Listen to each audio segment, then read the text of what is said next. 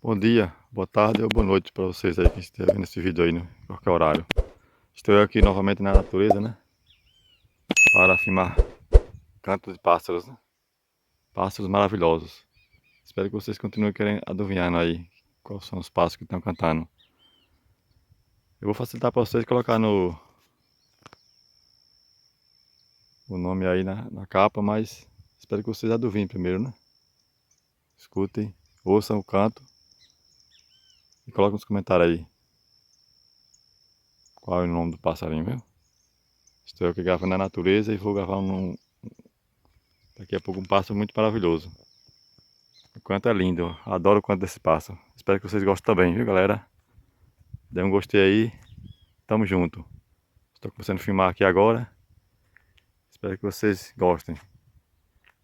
O canto é maravilhoso. Daqui a pouco vocês vão ouvir esse canto, viu? Valeu aí. Tamo junto. Um abração para todos que gostam desse canal.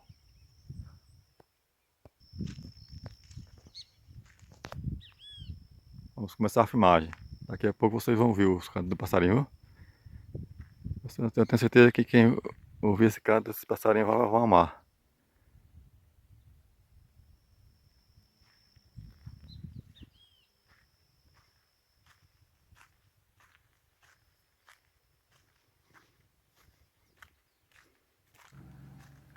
Olá, meus amigos amantes da natureza e curiosos pelo reino animal.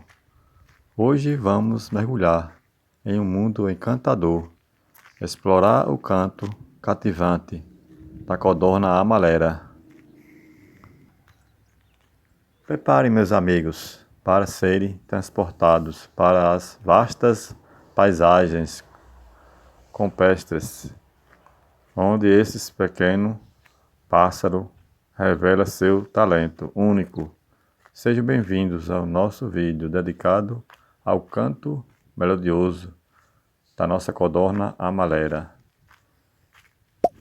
Vamos para esse canto lindo.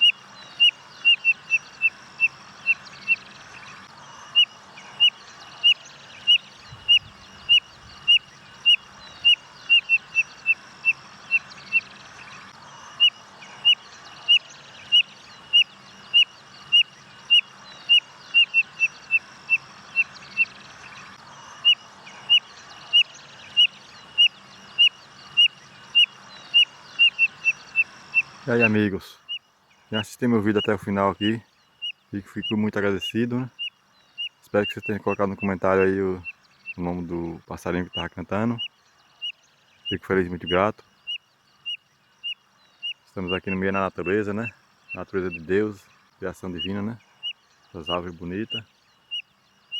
Ponto muito turístico aqui, ambiente bom. Valeu então, um abração aí, né?